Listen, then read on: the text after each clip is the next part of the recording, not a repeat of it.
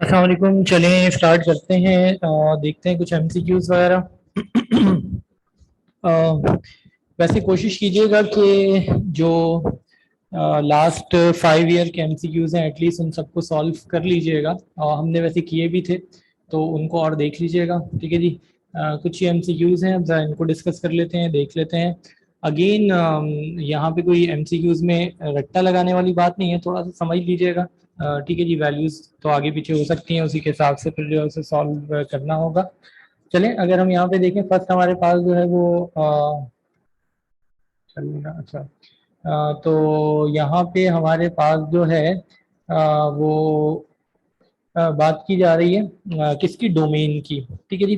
तो डोमेन हम पहले डिस्कस कर चुके हैं कि क्या होगा जब भी किसी फंक्शन का हमें जो है वो डोमेन देखना होगा, तो फंक्शन का डोमेन जो है वो किस तरीके से फाइंड होगा। हम ये देखते हैं कि एक्स की जगह पर क्या नहीं रखा जा सकता, तो वो हमारा जो है वो क्या होगा, डोमेन होगा। नॉर्मली अगर डिनोमिनेटर में एक्सप्रेशन में है तो हम ये देखेंगे कि एक्स की जगह पर क्या रखने पे इन्फिनिटी आ रहा है। अगर x की जगह पर हमारा जो फंक्शन है वो क्या है, फंक्शन हमारे पास जो है वो x+1 और डिवाइडेड बाय x-1 है। तो अगर x की जगह पर हमने 1 रखा तो 1 - 1 जीरो हो जाएगा। इट मीन जीरो हम 1 नहीं रख सकते, 1 के अलावा आप कोई सा भी नंबर जो है वो रख सकते हैं। तो जो इसका हमारे पास डोमेन होगा वो क्या होगा, वो हम ये कहेंगे एनी रियल नंबर, कोई सा भी रियल नंबर एक्सेप्ट 1, 1 के अलावा कोई सा भी रियल नंबर जो है वो रखा जा सकता है इसके डोमेन में। ठीक है ना जी। लेट सपोज अगर हमारे पास जो है वो हमने बात ये की थी कि अगर हमारे पास हो x-2 और divided by x² - 4, let suppose ये है। अब x की जगह क्या नहीं रख सकते, तो पहले इसको सिंप्लीफाई करेंगे। अगर हम इस फंक्शन को सिंप्लीफाई करें तो सिंप्लीफाई करने पे रिजल्ट हमारे पास जो है वो क्या आएगा, 1/x+2 आ जाएगा। फैक्टर बनाए, x-2 x+2, x-2 से x-2 कैंसिल हो जाएगा, x+2। अब x की जगह पर क्या नहीं रखा जा सकता, x की जगह पे -2 नहीं रख सकते, क्योंकि क्योंकि अगर -2 रखा तो -2 + 2 जीरो हो जाएगा। तो जो इसका हमारे पास डोमेन होगा वो क्या होगा, एनी रियल नंबर एक्सेप्ट -2, -2 के अलावा हर रियल नंबर। अच्छा, किसी ने मुझसे पूछा कि इसका पेज नंबर, नहीं पेज नंबर नहीं, ये यहाँ पे आ रहा है ना। ये मैं आपसे पीडीएफ शेयर कर लूंगा, ये स्क्रीन पे आपको नजर आ रहा है। एक्सक्यूज मी, ये स्क्रीन पे आपको एमसीक्यूज नजर आ रहे हैं ना नोट पे। तो ये आपसे इसी की पीडीएफ जो है वो शेयर कर लेंगे। ठीक है जी। तो ठीक है। तो यही आपसे पीडीएफ शेयर हो जाएगी। ठीक है जी। तो कोई सा भी रियल नंबर हो सकता है एक्सेप्ट -2। अच्छा, इसी तरीके से अगर कोई फंक्शन जो है वो डिफाइन हो, फंक्शन जो है वो डिफाइन होगा, let suppose R to R, normally R to R होते हैं रियल वैल्यूड फंक्शन, डोमेन भी R और रेंज भी R। और हम ये कहें कि फंक्शन हमारे पास जो है वो f(x) जो है वो क्या है, सपोज कर लेते हैं रूट में है जो है वो x+1। ठीक है जी। अब इसका अगर आपसे पूछा जाए कि डोमेन क्या होगा, तो इसका डोमेन क्या होगा, कोई सा भी रियल नंबर रखा जा सकता है, कोई सा भी रियल नंबर। मगर मसला क्या है कि अगर x की जगह पर हमने 1 रखा, अगर x की जगह पे 0 रखा तो कोई मसला नहीं है, -1 रखा तो भी मसला नहीं है, -1 रखा तो -1 + 1 जीरो हो जाएगा। -1 से छोटा अगर कोई सा भी नंबर रखा तो इसका जो डोमेन होगा वो क्या होगा, -1 से देखें अगर, सॉरी, -1 से हाँ छोटा, लेट सपोज -1.1 रखा, -2 रखा, -3 रखा, तो रूट में नेगेटिव नंबर आ जाएगा। नेगेटिव नंबर आ जाएगा तो फिर ये क्या होगा, इमेजनरी की तरफ चला जाएगा और R टू R है।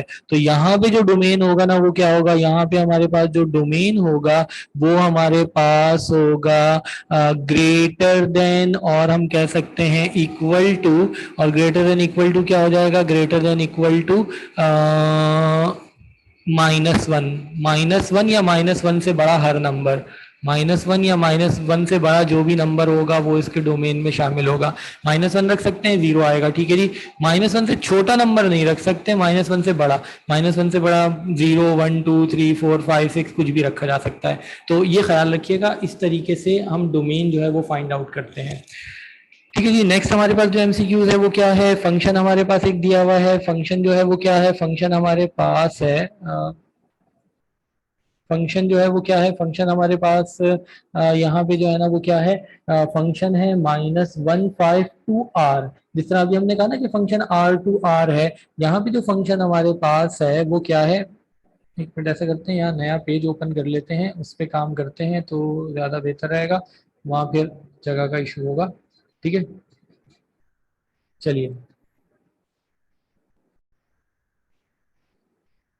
अब फंक्शन जो डिफाइन हो रहा है ना, फंक्शन कैसे डिफाइन हो रहा है, यहाँ देखिएगा फंक्शन डिफाइन ये हो रहा है कि -152r, फंक्शन डिफाइन हो रहा है -152r। नॉर्मली जो हमने कहा था फंक्शन हमारा डिफाइन होता है r2r। r2r का मतलब होगा, अच्छा पहला रिप्रेजेंट करता है किसको, पहला रिप्रेजेंट करता है डोमेन को, और दूसरा जो है वो रिप्रेजेंट किसको करता है, दूसरा रिप्रेजेंट करता है रेंज को।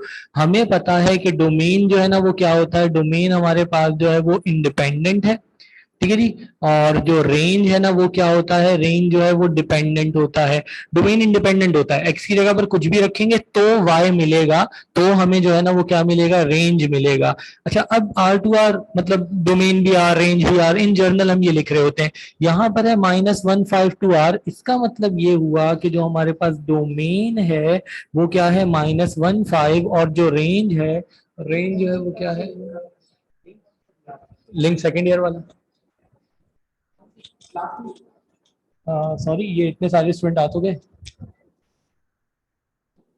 एक मिनट भाई जरा रुकिएगा। दूसरी क्लास में बच्चे भी आएंगे अपनी क्लास में।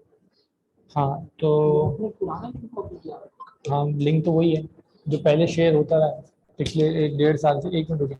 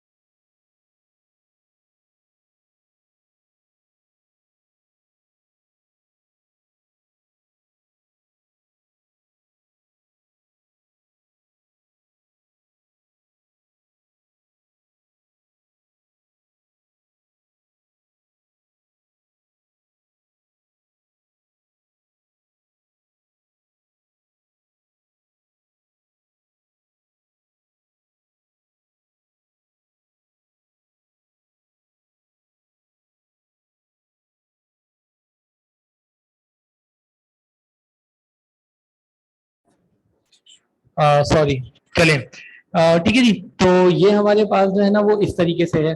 अच्छा अब इसमें हमारे पास जो है ना वो क्या है, इसमें हमारे पास है ये कि डोमेन भी आर और रेंज भी आर, और ये हमारे पास है ये तो ये था, यहाँ पर ये डोमेन है और ये रेंज है। अच्छा ये डोमेन है, डोमेन जो है वो रिप्रेजेंट करता है किसको, वो हमारे पास जो है ना वो एक्स की वैल्यू को रिप्रेजेंट करता है, रेंज जो है वो वाई की वैल्यू को रिप्रेजेंट करता है, हमें ये भी पता है।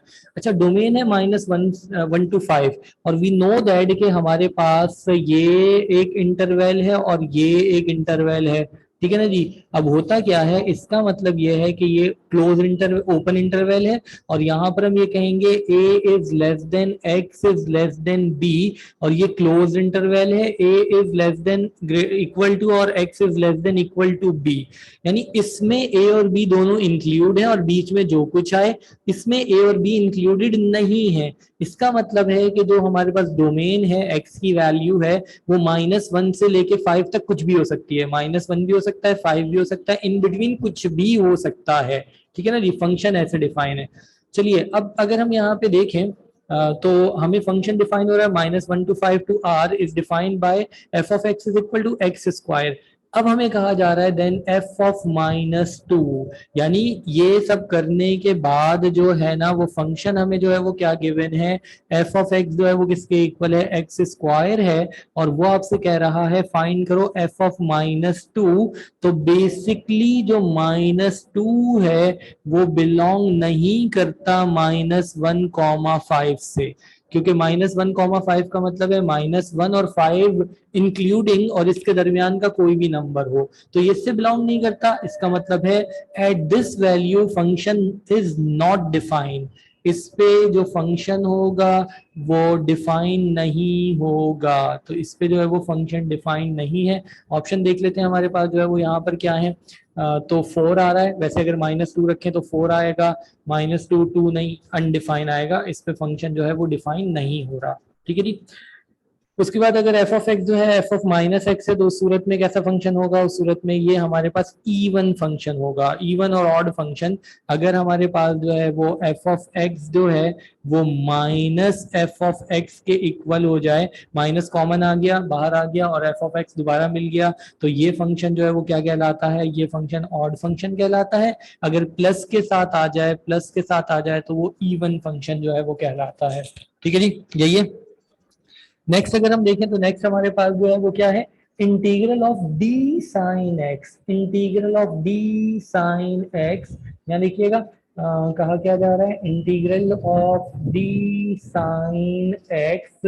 ये बिल्कुल ऐसे ही है कि अगर आपसे कहा जाए कि इंटीग्रल ऑफ डी एक्स, अब अगर कुछ भी नहीं लिखा हुआ तो इसके साथ जो है वो क्या है, वो 1 है, और 1 का इंटीग्रल क्या होगा, x प्लस सी, क्योंकि 1 इंटीग्रेट हो रहा है dx के रिस्पेक्ट से, यहाँ पे भी कुछ नहीं है तो 1 है, और 1 इंटीग्रेट हो रहा है डी साइन के रिस्पेक्ट से, तो 1 इंटीग्रेट डी साइन के रिस्पेक्ट से क्या होगा, ये हो जाएगा साइन x प्लस सी। दूसरा 1 x के रिस्पेक्ट से होगा तो x प्लस सी आएगा, अगर 1 साइन के रिस्पेक्ट से होगा तो साइन x प्लस सी आएगा। ठीक है ना, ये बात हम कई दफा कर चुके हैं। लेट सपोज हमने कहा कि अगर हमारे पास जो है वो x प्लस 1 है और इसको इंटीग्रेट करना है dx के रिस्पेक्ट से, x का इंटीग्रल dx के रिस्पेक्ट से पावर में 1 ऐड किया, उसी से डिवाइड किया, 1 का इंटीग्रल dx के रिस्पेक्ट से x होगा प्लस c होगा। इसी तरीके से अगर हम इंटीग्रेट करें, let suppose sine x plus 1 को dx के रिस्पेक्ट से, साइन x का इंटीग्रल dx के रिस्पेक्ट से, तो साइन का इंटीग्रल होगा माइनस कॉस x प्लस 1 का इंटीग्रल dx के रिस्पेक्ट से x होगा और प्लस c आएगा। अच्छा, इसी तरीके से अगर हम ये कहें कि हम इंटीग्रेट कर रहे हैं किसको, हम इंटीग्रेट कर रहे हैं साइन x प्लस 1 को डी साइन के रिस्पेक्ट से, तो क्या है, sine x plus 1 d sine के रिस्पेक्ट से इंटीग्रेट होगा, x x के रिस्पेक्ट से इंटीग्रेट हुआ तो पावर में 1 ऐड किया, उसी से डिवाइड किया, साइन x x के रिस्पेक्ट से इंटीग्रेट हुआ तो साइन का इंटीग्रल माइनस कॉस, मगर साइन साइन के रिस्पेक्ट से इंटीग्रेट होगा तो पावर में 1 ऐड किया, उसी से डिवाइड किया, प्लस 1 साइन के रिस्पेक्ट से इंटीग्रेट होगा तो साइन x हो जाएगा प्लस c। तो यहाँ भी ऐसा ही है कि 1 इंटीग्रेट हो रहा है डी साइन के रिस्पेक्ट से, जब वो डी साइन के रिस्पेक्ट से इंटीग्रेट हो रहा है तो उसका इंटीग्रल क्या होगा, sine x plus c. Integral of d sine x, integral of d sine x क्या होगा, साइन एक्स प्लस सी। ठीक है जी। उसके बाद ये बहुत दफा हम जो है वो डिस्कस कर चुके हैं, ये आएगा पेपर में एमसीक्यूज। कहा जा रहा है कि अगर if n is equal to -1, अगर n जो है वो क्या है, अगर n जो है वो -1 है, देन एफ ऑफ एक्स की पावर n और एफ डैश या एफ प्राइम n, यानी एक फंक्शन है उसकी पावर n है, उसके साथ उसका डेरिवेटिव लिखा हुआ है। अब अगर n -1 नहीं है तो इसका मतलब है वो 1 है, 2 है, 3 है, 4 है, माइनस में कुछ भी है -1 के अलावा, यानी अगर कभी फंक्शन गिवन हो और उसके साथ उसका डेरिवेटिव मौजूद हो तो इंटीग्रेट करते हुए पावर में 1 ऐड किया, उसी से डिवाइड किया। ये बिल्कुल ऐसे ही है जिस तरह हम ये कर रहे थे, यानी कि अगर हमारे पास साइन एक्स है और इसके साथ लिखा हो cos x D x, derivative of sine cos x होगा ना, तो फिर हम क्या करेंगे, यानी अगर हमारे पास लेट सपोज यहाँ पे लिखा हुआ है साइन एक्स या साइन स्क्वायर एक्स या क्यूब या व्हाटएवर जो भी है, इसके साथ लिखा हुआ है cos x D x, basically ये हमारे पास एक फंक्शन है जिसकी कुछ ना कुछ पावर है, ये हमारे पास इस फंक्शन का डेरिवेटिव है, साइन का डेरिवेटिव होता है कॉस, तो हम क्या करेंगे, इंटीग्रेट करते हुए पावर में 1 ऐड किया, यानी अगर इस तरीके से होता है तो पावर में 1 ऐड किया और उसी से डिवाइड किया प्लस सी, तो यहां भी ऐसे ही होगा, पावर में 1 ऐड किया sine cube x divided by 3 plus c. तो ये बिल्कुल ऐसे ही है, हमारे पास एक फंक्शन है, फंक्शन के साथ उसका डेरिवेटिव लिखा हुआ है, एन जो है वो -1 नहीं है, क्यों? क्योंकि -1 होगा तो फिर अभी देख लेते हैं क्या होगा। तो फिर पावर में 1 ऐड किया, उसी से डिवाइड किया। अच्छा, अगर हमारे पास जो है वो पावर -1 हो तो उस सूरत में जो है वो क्या होगा, अगर पावर -1 है, यानी हम ये कहें कि हमारे पास f की पावर n x है और f डैश x या f प्राइम x और dx है, और n जो है वो क्या है, n इज इक्वल टू, अगर -1 है तो देखिए -1 होने का मतलब ये होगा कि ये डेरिवेटिव हमारे पास जो है f prime x as it is रहा, -1 का मतलब है अपॉन में जाएगा तो +1, यानी अपॉन में चला गया। एंड वी नो दैट कि अगर किसी फंक्शन का डेरिवेटिव न्यूमरेटर में हो तो इंटीग्रेट करते हुए क्या करते हैं, इंटीग्रेट करते हुए लॉग के साथ वो फंक्शन लिख देते हैं, इंटीग्रेट करते हुए लॉग के साथ वो फंक्शन लिख देते हैं। ठीक है ना जी, ये बहुत दफा बात हो चुकी है। लेट सपोज हमारे पास 1/x और dx है, तो 1/x dx का जो इंटीग्रल होगा वो क्या होगा, वो होगा log x प्लस सी। सपोज हमारे पास जो है वो क्या है, हमारे पास है 1/x प्लस 2 dx, इसका डेरिवेटिव ऊपर लिखा है, बिल्कुल लिखा हुआ है, x का डेरिवेटिव 1 होगा, 2 का डेरिवेटिव 0 होगा। तो हम क्या करेंगे, लॉग के साथ डिनोमिनेटर वाला फंक्शन। तो यहाँ भी बिल्कुल ऐसा नहीं है। चले, ये तो ये था, अगर -1 होगा, अगर -1 होगा तो फिर जो इसका आंसर होगा वो क्या होगा, वो log f of x plus c. तो अगर यहाँ पर x जो है वो -1 के इक्वल होता तो फिर लिखते log f of x plus c, फिर ये आंसर होता। मगर x n is not equal to -1, तो पावर में 1 ऐड किया, उसी से डिवाइड किया। ठीक है जी। देन उसके बाद क्या है, उसके बाद जरा ये देख लीजिएगा, हमारे पास है cos x और e की पावर sin x और dx। सर 4 वाला दोबारा बता दें, 4 वाला दोबारा बता दें, 4 कौन सा था, और इतनी लंबी, अच्छा 4 अच्छा जी, किसी ने पूछा 4 दोबारा बता दें। अरे 4 1 को इंटीग्रेट करना है, let suppose 1 integral of 1 dx, 1 d sine x, 1 d sine के रिस्पेक्ट से इंटीग्रेट हो रहा है ना, तो 1 का इंटीग्रल क्या होगा, साइन x। ये हमने यहाँ पर बात की ना, ये देखिएगा, हमने कहा कि अगर हमारे पास इंटीग्रल ऑफ dx है, इंटीग्रल ऑफ dx क्या होगा, x प्लस सी, 1 है ना, 1 का इंटीग्रल dx के रिस्पेक्ट से। अब इंटीग्रल ऑफ डी साइन, 1 का इंटीग्रल डी साइन के रिस्पेक्ट से, तो साइन एक्स प्लस सी। जिस तरह हमने कहा कि अगर x प्लस 1 का इंटीग्रल dx के रिस्पेक्ट से, तो x का इंटीग्रल पावर में 1 ऐड किया, उसी से डिवाइड किया, 1 का इंटीग्रल x। अच्छा, यही काम अगर यहाँ पे देखें, sine x plus 1 d sine के रिस्पेक्ट से होगा, साइन साइन के रिस्पेक्ट से हो रहा है, पावर में 1 ऐड किया, उसी से डिवाइड किया, 1 साइन के रिस्पेक्ट से हो रहा है, तो साइन एक्स होगा प्लस सी होगा। ठीक है जी, ये हमारे पास है। चलिए नेक्स्ट हमारे पास जो है वो क्या है, cos x e की पावर sin x dx। ठीक है, cos x e की power sin x dx। Again we know that कि अगर हमें एक्सपोनेंशियल को इंटीग्रेट करना है तो जरा देखिएगा जी, एक्सपोनेंशियल का इंटीग्रल क्या होगा, हमने कहा था e की पावर ax प्लस b का इंटीग्रल जो है वो क्या होगा, e की पावर, चूंकि अलजेब्रिक एक्सप्रेशन है और dx के रिस्पेक्ट से इंटीग्रेट हो रहा है, तो एज इट इज लिखेंगे और पावर में जो वेरिएबल है उसके डेरिवेटिव से डिवाइड करेंगे। ठीक है जी, ये हमारे पास है।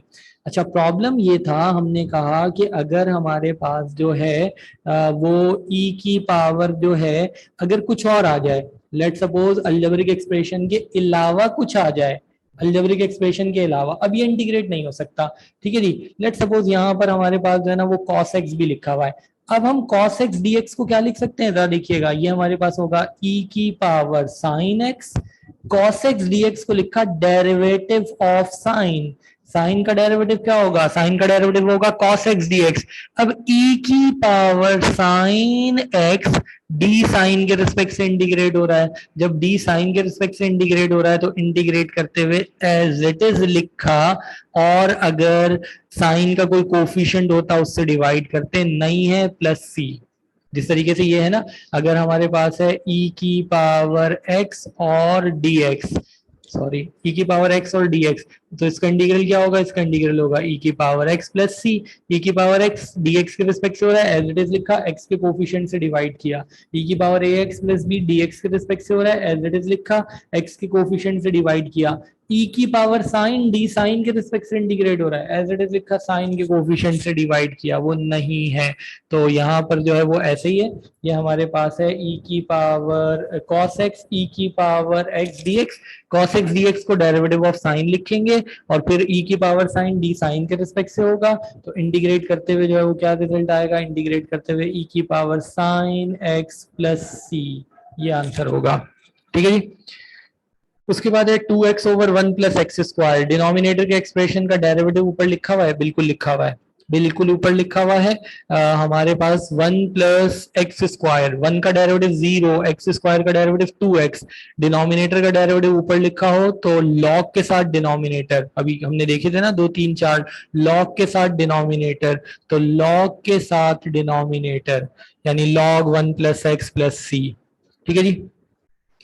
उसके बाद हमारे पास है area, area under the curve from x is equal to a to b is given by. Area under the curve का बेसिकली फॉर्मूला पूछा जा रहा है, f of x dx, integral of b a f of x dx, second derivative of x dx, none of them, basically this. ठीक है जी। तो ये हमारे पास है integral upper limit b lower limit a f of x dx, ये represent करता है area under the curve above the x axis. ठीक है, यहाँ नहीं लिखा, लिखा हुआ भी हो सकता है, area under the curve above the x axis between these two ordinates, which is जो दो हमें वैल्यूज जो है वो गिवन है। ठीक है जी।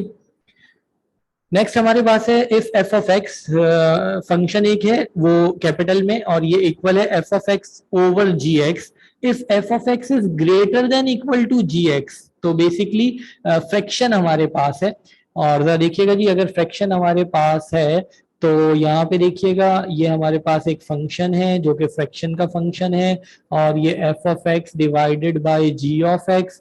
अब यहाँ पर क्या हो सकता है, हो ये सकता है कि एफ ऑफ एक्स जो है ना वो ग्रेटर होगा या इक्वल होगा जी ऑफ एक्स के, या हमारे पास जो एफ ऑफ एक्स है वो क्या होगा, वो लेसर होगा जी ऑफ एक्स के। ठीक है जी।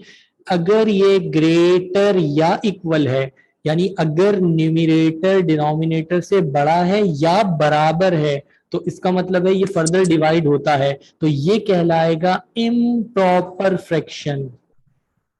इम्प्रॉपर फ्रैक्शन, हो भाई कौन आ गया। ठीक है जी, ये होगा इम्प्रॉपर फ्रैक्शन। अच्छा एक मिनट, ये एक दफा नाम चेक कर लूं, सारे प्रॉपर नेम के साथ हैं। ठीक है, हैं। सर ये एमसीक्यूज कहाँ से समझा रहे हैं, अच्छा ये एमसीक्यूज कहाँ से समझा रहे हैं, ये एमसीक्यूज बेसिकली ये है, ये आपको इसकी पीडीएफ जो है वो दे देंगे, पीडीएफ में आपके साथ शेयर कर लूंगा, ये बना के, ये मैंने यहाँ पर नोट पे कुछ कॉपी पेस्ट किए हैं एमसीक्यूज। ठीक है जी, कुछ एमसीक्यूज हैं, इनको हम डिस्कस कर रहे हैं यहाँ पे।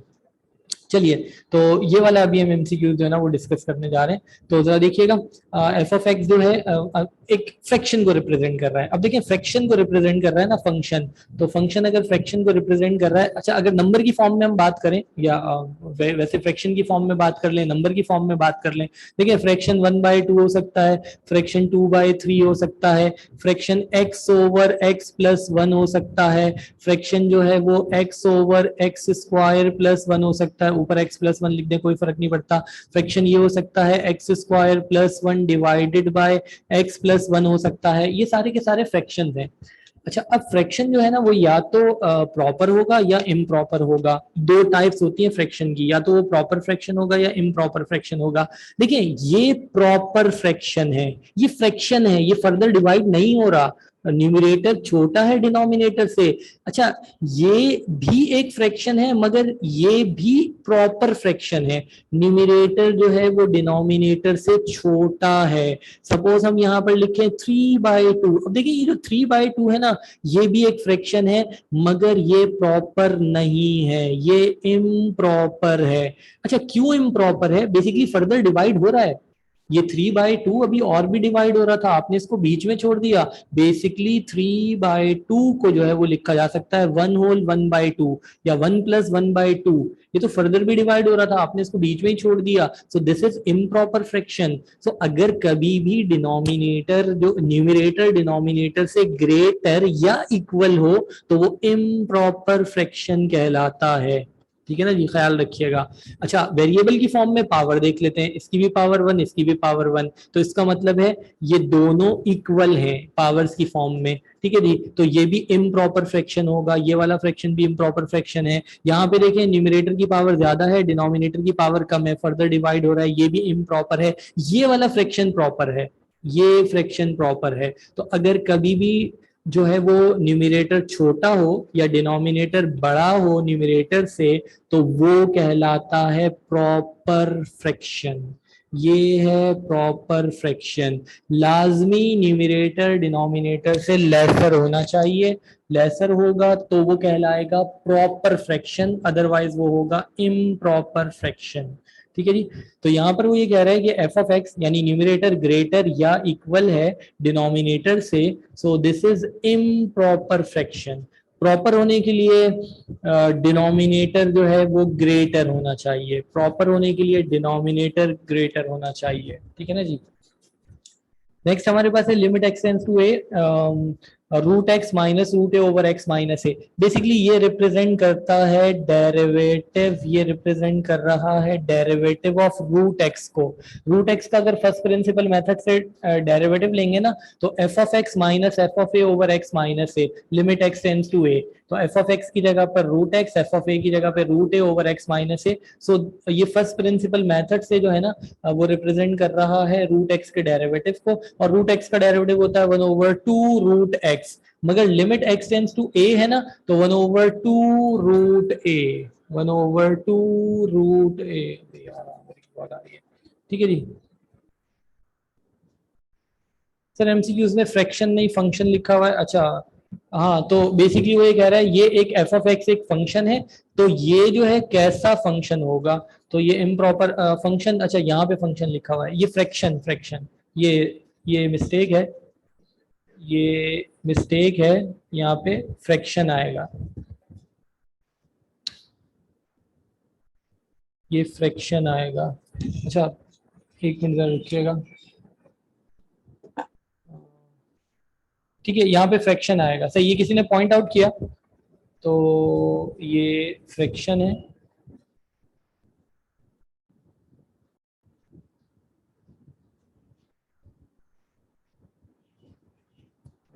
क्या हो गया?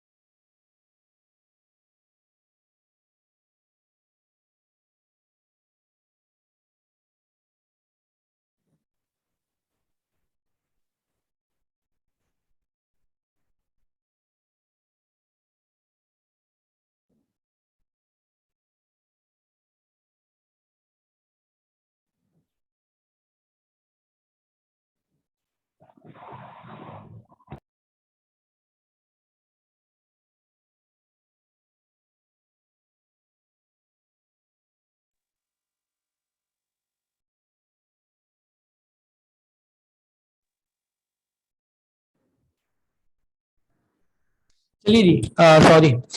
तो अब जरा देखिएगा, ठीक है जी। तो अच्छा, फर्स्ट प्रिंसिपल मेथड से जो है वो ये रिप्रेजेंट कर रहा है। तो वैसे रूट एक्स का डेरिवेटिव तो जो है ना 1/2 रूट एक्स होगा, बट अभी लिमिट यहाँ पर स्टिल मौजूद है। तो ये हमारे पास जो है ना वो क्या होगा, फर्स्ट प्रिंसिपल मेथड से जो रिजल्ट आता है वो ए की फॉर्म में आता है। देन हम ये कहते हैं कि कंटिन्यूस फंक्शन है, तो उसकी डेफिनेशन को यूज करते हुए हम उसे ए को एक्स से रिप्लेस कर देते हैं। ठीक है जी, ए को एक्स से रिप्लेस करते हैं तो फिर वो एक्स की फॉर्म में आएगा। ठीक है, ये जरा देखिएगा, यहाँ पर इसे लिखते हैं। किसी ने पूछा भी कि इसको दोबारा से बता दें। तो देखें, लिमिट हमारे पास जो है ना वो एक्स टेंड्स टू ए, वैसे भी देखें फर्स्ट प्रिंसिपल मेथड जो है वो ये है, x tends to a f of x minus f of a divided by x minus a. ये भी एक दफा शायद 2010 में एमसीक्यूज आया है। तो ख्याल रखिएगा, ये जो इसका आंसर है ना, ये इन टर्म्स ऑफ ए आएगा, ये the derivative in terms of a. Then हम आखिर में कहते हैं लास्ट में कि by the definition of continuous function, and then हम रिप्लेस कर देते हैं ए को एक्स से। तो अब अगर हमारे पास जो है ना वो ये लिमिट हमारे पास है एक्स टेंड्स टू ए और root x minus root a divided by x minus a, तो इसका जो आंसर है वो होगा 1/2 रूट एक्स। पावर से मल्टीप्लाई किया, पावर में से 1 माइनस किया, बट सॉरी ए, तो वो बट रिजल्ट ए की फॉर्म में आएगा। देन कंटिन्यूस फंक्शन की डेफिनेशन के मुताबिक हम ए को एक्स से रिप्लेस करते हैं, बट ख्याल रखिएगा कि यहाँ ऐसा कुछ नहीं है, तो ये ए की फॉर्म में रिजल्ट आएगा। ठीक है जी, ये है 10। उसके बाद 11, derivative of tan inverse x. अच्छा देखें, बहुत दफा बात हो गई, सारे डेरिवेटिव सारे इंटीग्रल्स आपको याद होने चाहिए। आइदर साइन इनवर्स का डेरिवेटिव आए, कॉस इनवर्स का, टेन इनवर्स का। साइन इनवर्स होता है 1/रूट में 1 minus x square, cos inverse minus 1/रूट में 1 minus x square, and so on. तो सारे इनवर्स के डेरिवेटिव्स आपको याद होने चाहिए, सिंपल डेरिवेटिव्स याद होने चाहिए, इंटीग्रल सारे याद होने चाहिए। पेपर में एक डेरिवेटिव एक इंटीग्रल तो आता ही है। अब 40 एमसीक्यूज हैं तो एक से ज्यादा भी हो सकते हैं। ठीक है जी, खास तौर पे इंटीग्रल ऑफ सेक हो गया, इंटीग्रल ऑफ कॉसेक हो गया, इंटीग्रल ऑफ कॉट हो गया, डेरिवेटिव ऑफ टेन इनवर्स हो गया, सेक इनवर्स हो गया। तो ये डेरिवेटिव्स और इंटीग्रल लाजमी याद होने चाहिए, ये एमसीक्यूज में जरूर आएंगे। 2 से 3 या 4 एमसीक्यूज ऐसे होंगे जिनमें आपसे ये स्टैंडर्ड जो ट्रिग्नोमेट्रिक फंक्शन है ना, इनके डेरिवेटिव या इंटीग्रल्स पूछे जाएंगे। तो टेन इनवर्स का होता है 1/1 माइनस एक्स स्क्वायर। ठीक है जी, 1/1 माइनस एक्स स्क्वायर है। Then derivative of a raise to x with respect to x, तो ए रेस टू एक्स का डेरिवेटिव क्या कह रहे हैं सर? 1 + x² नहीं होता? हाँ, अरे यार 1 + x स्क्वायर, 1 + x स्क्वायर, ठीक है ठीक है, सही है। 1/1 + x स्क्वायर, ठीक ठीक है, गुड गुड, ऐसे ही है। 1/1 + x स्क्वायर ये है। देन हमारे पास है डेरिवेटिव, डेरिवेटिव है a raise to x। a raise to x का डेरिवेटिव जो है ना वो क्या होगा, a रेस टू x का डेरिवेटिव होगा a की पावर x। a की पावर x का डेरिवेटिव होगा a की पावर x log x। ठीक है ना जी, फॉर्मूला है, याद कर लें तो अच्छी बात है, अगर नहीं याद किया तो फिर हम उसे सॉल्व भी कर सकते हैं। a की पावर x से सॉल्व करके आपको यही आंसर मिल जाएगा। a की पावर x को अगर हमें डिफरेंशिएट करना है a की पावर x को, तो ये डायरेक्ट तो डिफरेंशिएट होगा नहीं, बेस चेंज अप्लाई करते हैं, बेस चेंज अप्लाई करते हैं, e की पावर log और a की पावर x। नाउ डिफरेंशिएटेड, जब डिफरेंशिएट करेंगे, एक्सपोनेंशियल है एज इट इज लिखा, एक्सपोनेंशियल है, सॉरी ये पावर पहले मल्टीपल बन जाएगी। इसको थोड़ा सा चेंज करते हैं, लार्ज साइज रखते हैं। तो हम जब इसे सॉल्व करेंगे तो अब हमारे पास क्या है, e की पावर log a की पावर x, जो पावर है वो log का मल्टीपल बन जाएगी। फॉर्मूला है log का, मैट्रिक में पढ़ा था। ठीक है जी, अब इसको डिफरेंशिएट करते हैं। अब जब डिफरेंशिएट करेंगे तो एक्सपोनेंशियल है एज इट इज लिखा, एक्सपोनेंशियल है एज इट इज लिखा, पावर के डेरिवेटिव से मल्टीप्लाई किया। सो पावर में है x into log A, log a constant, यहाँ पे कोफिशिएंट, x का डेरिवेटिव उसका कोफिशिएंट, तो log a आएगा। और e की पावर x log a को क्या लिखा जा सकता है, वही a की पावर x, तो ये होगा a की power x into log a। ठीक है जी, ये फॉर्मूला भी है, याद रखें, फॉर्मूला है, ये एमसीक्यूज पेपर में आ सकता है। तो a की पावर x जो है वो क्या है, a की पावर x log a। ठीक है, दो चीजें हो सकती हैं, एक ये हो सकता है और एक आपसे ये पूछा जा सकता है कि x की पावर a, अगर x की पावर a को डिफरेंशिएट करना है तो उस सूरत में क्या होगा, उस सूरत में एक्स की पावर ए एक नंबर है, पावर में 1 ऐड किया, नहीं डिफरेंशिएट करना है, डिफरेंशिएट करते हुए क्या करते हैं, डिफरेंशिएट करते हुए पावर से मल्टीप्लाई किया, पावर में से 1 माइनस किया, पावर से मल्टीप्लाई किया, पावर में से 1 माइनस किया। बट अगर कांस्टेंट की पावर वेरिएबल है तो एज इट इज आएगा, लॉग ए आ जाएगा। ठीक है जी। नेक्स्ट हमारे पास जो 12 है, देखिएगा 13 एस हमारे पास जो है वो क्या है, एफ ऑफ टी है, डिस्प्लेसमेंट और फंक्शन है विद रिस्पेक्ट टू टाइम। तो d2s over dt2, the second derivative of displacement with respect to second times of time. So displacement को एक दफा डिफरेंशिएट करेंगे तो वेलोसिटी आएगी, और दोबारा डिफरेंशिएट करेंगे तो एक्सिलरेशन आएगा। ठीक है ना जी, ख्याल रखिएगा। उसके बाद हमारे पास है function f of x is maximum at x is equal to a. अगर फंक्शन मैक्सिमम होगा x is equal to a पे, तो second derivative 0, less than 0, greater than 0, first derivative को 0 के इक्वल रखते हैं तो क्रिटिकल वैल्यूज मिल जाती हैं। ठीक है ना जी, अगेन अगेन अगेन ख्याल रखिएगा, एमसीक्यूज में आपसे ये पूछा जा सकता है कि क्रिटिकल वैल्यू या कंडीशन के लिए जो है क्या है सर 10 दोबारा बता दें, सर 10 बता दें। ओ भाई 10 को गुजरे हुए तो जमाना गुजर गया, 10 कहाँ है, 10 तो हो गया। 10 बेसिकली हमारे पास फर्स्ट प्रिंसिपल मेथड से रूट एक्स का डेरिवेटिव है, वो ये है। ठीक है जी, ये किसी को कुछ ज्यादा देर से याद आया। चले बाकी वीडियो देखिएगा, उसमें हमने इस पे बहुत डिबेट कर ली। चले अब जरा देखिएगा, देखिए क्रिटिकल वैल्यू अगर फाइंड करनी है ना, तो फॉर क्रिटिकल वैल्यूज, या हमने कहा था stationary point, stationary points, critical value, stationary point, इसके लिए हम क्या करते हैं, इसके लिए हम फर्स्ट डेरिवेटिव को 0 के इक्वल रखते हैं। ठीक है जी, ख्याल रखिएगा। अगर आपसे पूछा जाए क्रिटिकल वैल्यूज फाइंड करनी है, स्टेशनरी पॉइंट फाइंड करने पॉइंट्स फाइंड करने हैं, ठीक है जी, या अगेन आपको मैक्सिमा मिनिमा के लिए वैल्यूज फाइंड करनी है, तो उसके लिए first derivative 0। But maxima minima अगर उसकी नेचर फाइंड करनी है, किस पे फंक्शन मैक्सिमम किस पे फंक्शन मिनिमम, तो उसके लिए हमारे पास क्या होता है, हम ये कहते हैं कि अगर सेकंड डेरिवेटिव में x की जगह पर a रखा और रिजल्ट आएगा ग्रेटर देन 0, या सेकंड डेरिवेटिव में x की जगह पर x हमारे पास जो है ना वो a है, अगर हमने जो है वो a रखा और आंसर आया लेस देन 0, अगर हमारे पास ग्रेटर देन 0 पॉजिटिव आएगा, ग्रेटर देन 0 पॉजिटिव आएगा, तो जो फंक्शन होगा वो क्या होगा, वो होगा मिनिमम। ठीक है ना जी, अगर पॉजिटिव होगा ग्रेटर होगा तो फंक्शन मिनिमम,